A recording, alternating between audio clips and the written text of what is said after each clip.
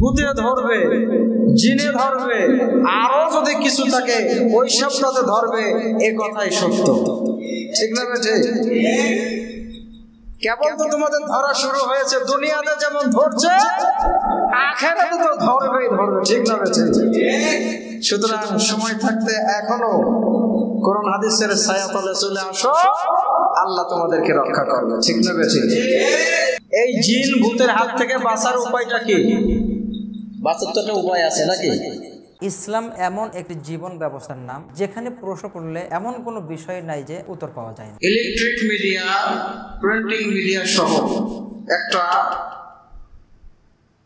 বিষয়ের উপর খুব হাইলাইট হচ্ছে, খবর আসছে আজকে, গতকালকে, তার আগের দিন, 3 দিন 3টা খবর আসলে আমাদেরকে চিন্তার মধ্যে ফেলতে পারে যদি চিন্তা করে। আর যদি এমনটাই খাওয়া দাওয়া ফুর্তি করো, দুনিয়াটা মস্ত বড়, তাহলে আর চিন্তার কোনো কারণ নাই। যেমন খবরে দেখলাম যে আপনার জামালপুরের ওইদিকে সম্ভবত একটা গ্রামের মানুষ সন্ধ্যার পরের থেকে বাহিরই হতে পারছে না। বুঝতে পারছেন? সন্ধ্যার পরের থেকে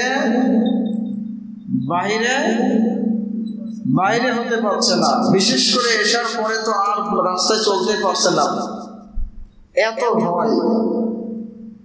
তো সাংবাদিকরা জিজ্ঞাসা করছে যে কি কারণে আপনারা এই বাইরে হতে পারছেন না, একেবারে জনশূন্য অবস্থা রাস্তাঘাট। তো তারা বলছে যে আমাদেরকে ভূতে ধরছে, জিনে ধরছে। কিসে ধরছে? কথা বলেন। আমি কিন্তু বানাই বলছি না, একেবারে সত্য কথা বলছি। আমি বানিয়ে কথা বলা, ওটা তাফসীর বিশেষ করে ইসলামে বানাই না। যেখানে কোরআনের কথা বলা হবে সেখানে বানাইয়ে শুনে রং করে কথা বলাটা, ওটা বানাই না। আমাদের আল্লামা দেওয়ার হোসেন সাইদি সাহেব, তিনি কি এরকম রং করে কথা বলতেন নাকি? কোরআনের থেকে, হাদিসের থেকে প্রাসঙ্গিক কিছু আসলে ব্যাখ্যা বিশ্লেষণ বাস্তবতার আলোকে বোঝাতেন। ঠিক না গেছে? তো তিনি তো মারা গিয়েছেন, আল্লাহ তাকে বেহেশতে নসিব করুন। আল্লাহ তার জীবনের চলার সকল গুনাহখাতা, ভুল ত্রুটি মাফ করে দিক। বলুন আমিন। তো সাংবাদিকরা তাদেরকে যখন জিজ্ঞাসা করছে, তো এই কথাটা কিন্তু তারা বলছে যে আমরা ভূতের কারণে, জিনের কারণে বাইর হতে পারছি না, রাস্তায় বাইর হলে পরে আমাদেরকে ভূতে, অর্থাৎ কোরআন হাদিসের ভাষায় বলতে হয় জিন, ভূত বলে কিছু নাই। তো সাধারণ মানুষ ভূত হিসেবেই বলে, আমরা ওই শব্দই বলি। ভূতে ধরছে, আক্রমণ করছে, হেনস্থা করছে। মানুষের মধ্যে এতটা ভয় ঢুকে গিয়েছে যে ভয়ের কারণে মানুষ এসার পরে আর রাস্তায় বাইরে হতে পারছে না। আচ্ছা, এটা ভালো দিক না খারাপ দিক? আমরা যদি দুই দিক দিয়ে ধরি তাহলে পারে একদিকে ভালো পাবো আর একদিকে খারাপ পাবো। যেমন আল্লাহ রাসূল সাল্লাল্লাহু আলাইহি ওয়াসাল্লাম বলেছেন, বিশেষ প্রয়োজন ছাড়া এশার নামাজের পরে তোমরা আর বাইরে থাকবে না। খাওয়া দাওয়া করে কি করবে? ঘুমায় যাবে, শেষ রাত্রে উঠবে, তাহাজ্জুদ পড়বে, ফজরের সালাত আদায় করার জন্য আসবে, নাকি বলেন? কিন্তু মানুষ এখন কি করে? যারা নামাজ পড়ে না তাদের কথা তো আলাদা, যারা নামাজ পড়ে তারাও দেখবেন যে এশার নামাজ পড়ে যে চাঁদ দোকানে বসে আল্লাহর রহমতে করে করে কি যেন সব দেখতে থাকে, নাকি বলেন? 12টা নাই, 11টা নাই, কয়টা যে বাজলো। এবার ফজরের নামাজে আসে, টলতে টলতে, ঠিক না আছে? আইসে দেখা যাচ্ছে 28 সেকেন্ডে 2 রাকাত সুন্নত নামাজ পড়ে। আছে না নাই? কথা বলেন। আমার মোবাইলে ভিডিও করা আছে, আমি না জানে কথা বলি না। আমি গতকালকের আগের দিন সেওড়িয়া মন্ডলপাড়া জামে মসজিদে, এই যে বাবাজির মতো এরকম বয়সে,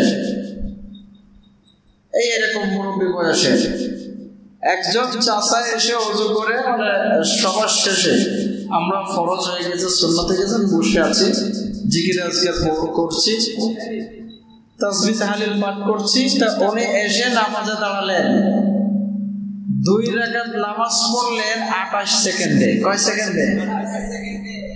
সুবহানাল্লাহ বলবেন না কি বলবেন? হ্যাঁ, আচ্ছা 28 সেকেন্ডে যে 2 রাকাত নামাজ পড়লে কি নামাজ না হলো কিছু? হ্যাঁ, 4 রাকাত নামাজ পড়লো 48 সেকেন্ডে। কয় সেকেন্ডে? খালি রুকুয়ে দেখেন এরকম মাজা আরাম করছে, খারাপ আছে, নামাজ চলে যাচ্ছে। মানে বুঝতে পারছেন তো যে 1 মিনিটে, ধরেন 1 মিনিটে যদি আপনার 4 রাকাত নামাজ পড়তে হয়, তাহলে কতটা দ্রুত পড়তে হবে, ঠিক না? তো এই দিক দিয়ে যদি আমরা ধরি, তাহলে ওদের ভূতে ধরবে, জিনে ধরবে, আরো যদি কিছু থাকে ওই সব তাতে ধরবে। এ কথাই সত্য, ঠিক না বেঠে? কেবল তো তোমাদের ধরা শুরু হয়েছে, দুনিয়াতে যেমন ধরছে আখিরাতে তো ধরবেই ধরবে, ঠিক না বেঠে? সুতরাং সময় থাকতে এখনো কোরআন হাদিসের ছায়াতলে চলে আসো, আল্লাহ তোমাদেরকে রক্ষা করবে, ঠিক না বেঠে? এখন বাঁচার উপায় কি? খারাপ লাগছে নাকি?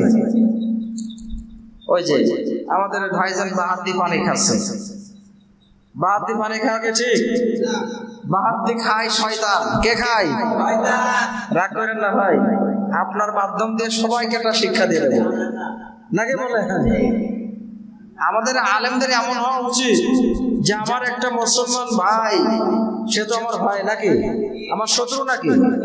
আপনি দল যেটা করেন করেন, ওটা কোনো ব্যাপার না, আপনার ব্যাপার, আপনি আল্লাহর কাছে হিসাব দেবেন। কিন্তু যখন আপনি কোরআন হাদিসের বরখেলাপ কাউকে দেখবেন, তখন সাথে সাথে কি করবে?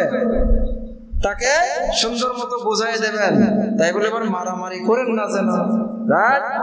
এবার তাই শুনে বললে আমি খাবো তোর কি, এখন আপনি যে আমার কি মারামারি করবেন নাকি? হ্যাঁ, বাহাত দিয়ে খাবার দাবার খাই কে? বলতে হবে, সবার মুখ খুলতে হবে কে? তা শয়তানের কাজ করা যাবে? হ্যাঁ, শয়তানকে সবসময় দূরে রাখতে হবে, ঠিক না বেঠি? তো যে কথা বলছিলাম, এই জিন ভূতের হাত থেকে বাঁচার উপায়টা কি? বাঁচার তো একটা উপায় আছে নাকি? বাঁচার উপায় হচ্ছে সকালে সন্ধ্যায় সূরা নাস, ফালাক, ইখলাস 3 বার করে ফজরের নামাজের পর, মাগরিবের নামাজের পর পড়তে হবে। বুঝতে পারছেন? বিসমিল্লাহিল্লাযী লা ইয়াদুররু মা ইসমিহি শাইউন ফিল আরদি ওয়ালা ফিস সামাই ওয়া হুয়াস সামিউল আলীম। 3 বার পড়তে হবে। লা ইলাহা ইল্লাল্লাহু ওয়াহদাহু লা শারীকা লাহু, লাহুল মুলকু ওয়া লাহুল হামদু ওয়া হুয়া আলা কুল্লি শাইইন কাদির। 3 বার পড়তে হবে। ইনশাআল্লাহ আপনার আশেপাশেও ওই জিন শয়তান আসতে পারবে না। বুঝতে পারলেন? আমল পেয়ে গেলেন তো? কি পেয়েছেন আমল? পারবেন তো আমল করতে? বলেন ইনশাআল্লাহ। তোমরা যা জানো না তা তোমরা জেনে নাও। আল্লাহ সুবহানাহু ওয়া তাআলা এই মর্মে বলেছেন, ফাসআলু আহলা যিকরি ইন কুনতুম লা তা'লামুন।